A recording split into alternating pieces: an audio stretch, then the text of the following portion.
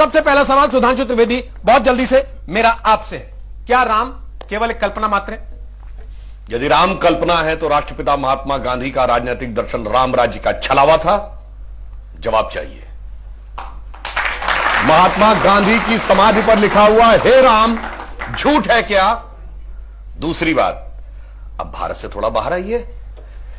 पिछले ही साल याद है दीपावली में साउथ कोरिया की फर्स्ट लेडी आई थी, क्योंकि वो मानते हैं उनके परिवार की डिसेंडेंसी भगवान राम से।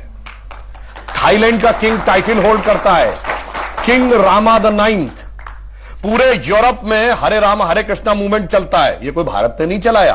और दुनिया में एक ही देश ऐसा है जिसके नेशनल ब्रॉडकास्टर पर हर दिन रामायण आती है, वो है दुनिया का सबसे बड़ा मुस्लिम देश इंडोनेशिया।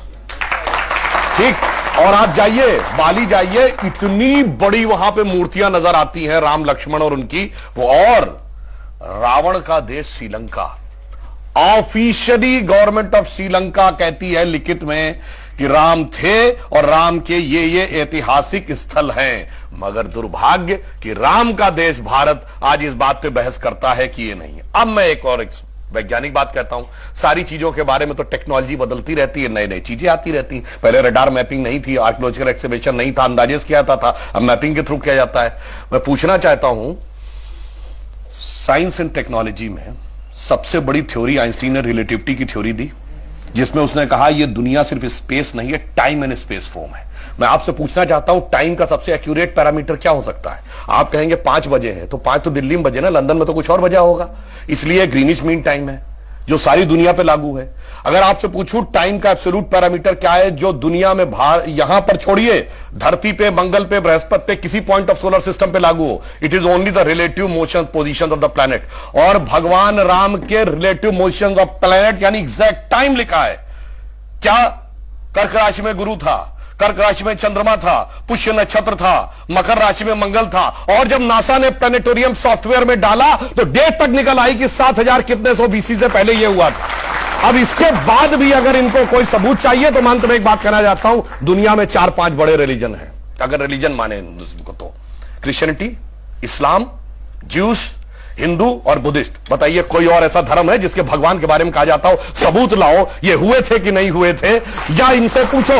और भगवान राम की पहले की भी वंशावली अवेलेबल है और बाद की भी। बाकी दुनिया में जितने भी लोग हुए, बाद की कुछ की अवेलेबल है, कुछ की तो पहले और बाद की भी नहीं अवेलेबल है, पहले किसी की नहीं अवेलेबल है। मगर राजा इक्ष्वाकु से लेकर उसके बाद उनके पुत्र इतने साल राज किया, भगवान राम के बाद इतने इतने, पूरा डिटेल सब कुछ झुटलाने का प्रयास केवल इसलिए होता है कि हम पे हुकूमत करने वाले जो लोग थे ना, अंग्रेज, उनको तो कहते हैं, अब मैं किसी धर्म ग्रंथ के खिलाफ नहीं, कहते हैं 14,000 साल पहले दुनिया बनी थी। अब कैसे मान लें कि उससे ज्यादा पुराना हमारा है? इसलिए सारी की सारी समस्या है। जिनका कि कैलेंडर 2000 साल पहले शुरू होता है या किसी का 1400 साल पहले शुरू होता है, कैसे मान ले हजारों साल पहले का था? समस्या यह है और कुछ नहीं है। देखिए, मैं ये कहना चाहता हूं कि जब एकदम सबूत की और टेक्निकल बात होती है, तो ये जैसे उन्होंने कोर्ट केस की बात की, आपको पता है मुस्लिम पक्ष इसमें कब आया है?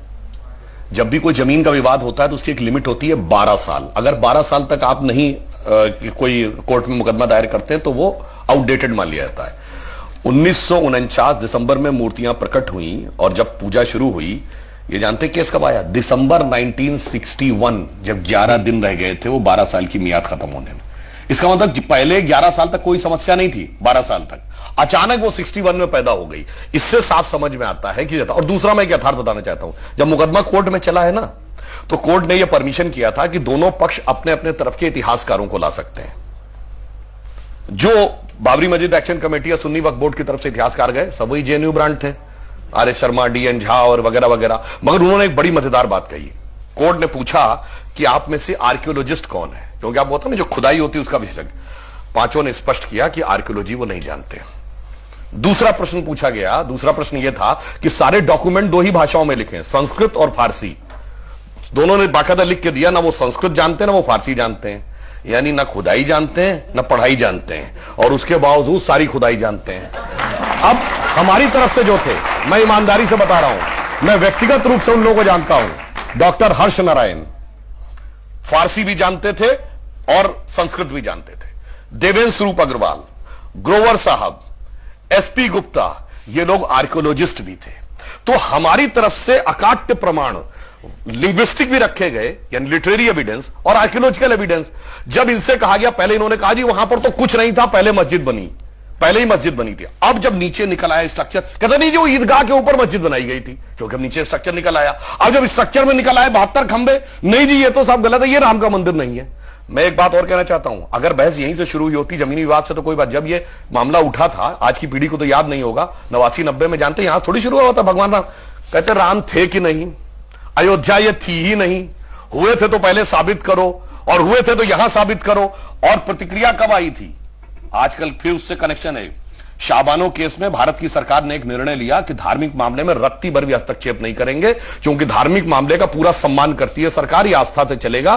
तो अगर 100 या 80 रुपया मुआवजा जो शाबानो को तय हुआ था वो देने का निर्णय कोर्ट ने किया है तो उसे पलट देंगे, कोर्ट का अधिकार नहीं है, धार्मिक भावना ऊपर है।